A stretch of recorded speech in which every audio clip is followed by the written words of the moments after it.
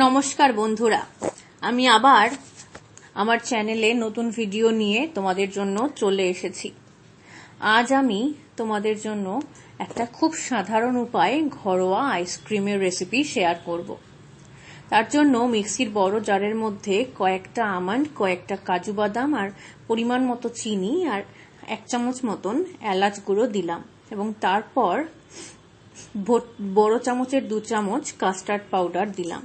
এবার পুরোটাকে একসঙ্গে পাউডার্ড অবস্থায় ঘাটিয়ে নিয়ে তার মধ্যে হাফ কাপ দুধ দিয়ে সেটাকে খুব ফাইন পেস্টের মতন করে গুলে রাখলাম একটা আলাদা পাত্রে। চামচ দিয়ে ভালোভাবে নেড়ে নেড়ে নিলাম যাতে একদম মিহি পেস্ট হয়, দানা দানা না থাকে। এবার কড়াইতে বেশ খানিকটা দুধ দিলাম এবং তার সাথে ভর্তি 2 চামচ পরিমাণ গুঁড়ো দুধও অ্যাড করলাম।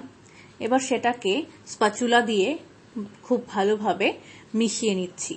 এমনভাবে মেশাবে যাতে গুঁড়ো দুধের ডেলা বেঁধে না থাকে এবং তারপর ওই গুঁড়ো মিশ্রণটাকে যে দুধ দিয়ে গুলে রেখেছিলাম সেটা এই কড়াইয়ে দুধের সঙ্গে অ্যাড করে দিলাম। এবার পুরো মিশ্রণটাকে খুব ভালোভাবে স্প্যাচুলার সাহায্যে নাড়াচাড়া করতে হবে এবং ঘন হয়ে আসা পর্যন্ত ক্রমাগত হাই টু মিডিয়াম আছে এটাকে নাড়াচাড়া করতে হবে। লো ফ্লেমে করলে কিন্তু ঘন হতে প্রচুর সময় নেবে, এই জন্য হাই ফ্লেমে রাখবে। আর হাই ফ্লেমে যখন রাখবে তখন কিন্তু একবারের জন্য নাড়াচাড়া করা থামাবে না, খুব ভালোভাবে স্প্যাচুলা দিয়ে নাড়াচাড়া করবে।